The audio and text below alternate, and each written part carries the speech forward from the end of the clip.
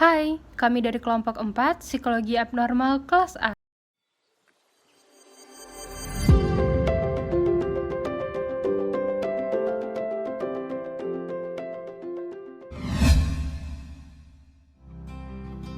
Anxiety disorders are the most common mental health problems.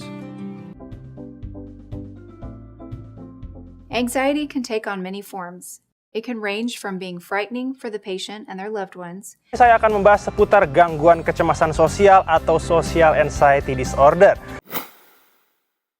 Bagaimana kecemasan Dapat dikatakan sebagai suatu penyakit yang serius? Untuk menjawab pertanyaan tersebut, mari kita simak video berikut ini. Semua orang pasti pernah mengalami kecemasan kan tentunya. Misalnya seseorang sedang mengalami tuntutan kerja, atau ketika sedang ujian, bahkan ketika individu yang berkencan dengan orang baru. Kecemasan merupakan hal yang wajar, namun berbeda apabila rasa cemas tersebut berlangsung secara terus-menerus terjadi tanpa alasan yang jelas. Pertama, mari kita lihat perbedaan antara rasa takut dan rasa cemas. Rasa takut cenderung tentang ancaman yang terjadi di masa sekarang, sedangkan rasa cemas cenderung tentang ancaman yang terjadi di masa yang akan datang. Jadi, seseorang yang sedang menghadapi seekor beruang itu mengalami rasa takut, sedangkan seorang mahasiswa yang khawatir akan menganggur setelah lulus mengalami rasa cemas. Rasa takut timbul akibat ancaman yang jelas yang ada di depan mata, sedangkan rasa cemas timbul akibat ancaman yang akan terjadi. Ancamannya tidak ada di depan mata, tetapi ada kemungkinan dia harus menghadapi ancaman tersebut di kemudian hari. Nah, jadi terdapat dua bagian otak yang berperan besar dalam memicu perasaan cemas. Ada amigdala dan prefrontal cortex. Nah, bayangin aja dua bagian otak ini sebagai petugas mercusuar. Amigdala akan memantau ancaman yang datang, sedangkan prefrontal cortex itu akan mengkonfirmasi apakah benar terdapat ancaman atau tidak. Namun, bagi sebagian orang, ada yang bagian otaknya itu tidak dapat bekerja dengan baik. Ada yang amigdalanya terlalu sensitif, sehingga individu tersebut merasa bahwasannya ada ancaman di mana-mana. Lalu, sebagian besar lainnya itu ada masalah di bagian prefrontal cortex, di mana prefrontal cortex ini tidak efektif dalam memastikan ancaman. Nah, perubahan pada bagian otak inilah yang menyebabkan adanya sejumlah gangguan anxiety disorder. Jadi, apa saja jenis? Jenis anxiety disorder. Yang pertama adalah spesifik fobia. Spesifik fobia adalah ketakutan yang tidak proporsional yang disebabkan oleh benda yang spesifik ataupun objek atau situasi seperti takut untuk terbang, takut dengan ketinggian, takut dengan ular, dan hal-hal lainnya. Mereka yang mengalami spesifik fobia ini menyadari bahwa ketakutan tersebut berlebihan, akan tetapi mereka tetap berusaha untuk menghindari objek atau situasi tersebut yang dapat membuat mereka merasakan takut. Social anxiety disorder merupakan sebuah ketakutan yang kuat dengan intens yang tidak realistis terhadap suatu situasi sosial. Nah, salah satu contoh yang paling umum terhadap gangguan kecemasan ini ialah seperti kecemasan saat berbicara di depan umum, kecemasan saat berbicara dengan orang yang baru, ataupun kecemasan saat berbicara dengan orang yang memiliki wewenang.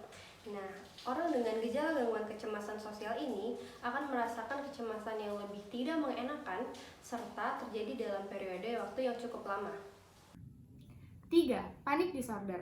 Gangguan panik dicirikan dengan sejumlah serangan kepanikan yang tidak berkaitan dengan suatu situasi spesifik dan khawatir akan mengalami lebih banyak serangan kepanikan.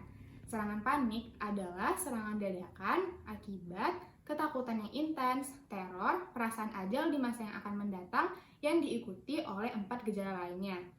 Gejala fisik berupa nafas berat, tersedak, sesak, pusing, mual, sakit perut, nyeri dada, jantung berdebar-debar, berkeringat, merasa dingin, sensasi panas, dan bergetar.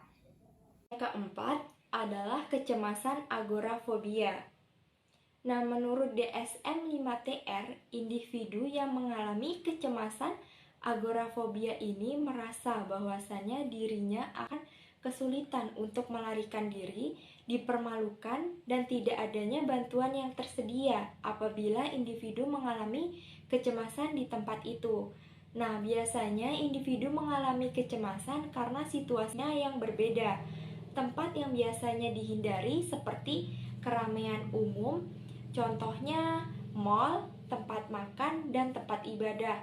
Lalu yang kedua, tempat yang dirasa sepi seperti bioskop. Dan yang ketiga adalah ketakutan untuk menggunakan transportasi umum. Oleh karena itu, individu yang mengalami kecemasan ini takut untuk keluar dari rumah. Generalized Anxiety Disorder atau yang disingkat GAD. Nah, permasalahan utama dari Generalized Anxiety Disorder ini adalah kecemasan. Makna cemas di sini adalah kecenderungan berpikir untuk terlibat pada suatu permasalahan dan tidak mampu untuk keluar dari masalah tersebut.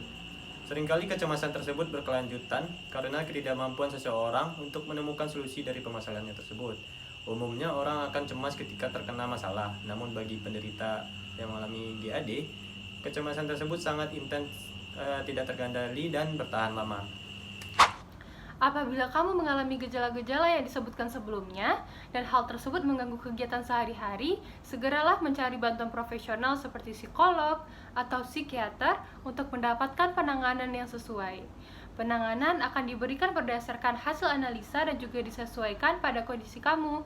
Namun, secara umum terdapat beberapa penanganan pada anxiety disorder seperti pemberian keterampilan relaksasi dan penggunaan terapi kognitif, yakni panic control therapy, yang membantu kamu atau membantu klien untuk memfokuskan diri mereka dengan pemaparan atau exposure guna melatih cara mereka berpikir dan mampu menghadapi ketakutan atau penggunaan obat yang disesuaikan. Terima kasih sudah menonton video ini. Semoga bermanfaat. Have a nice day!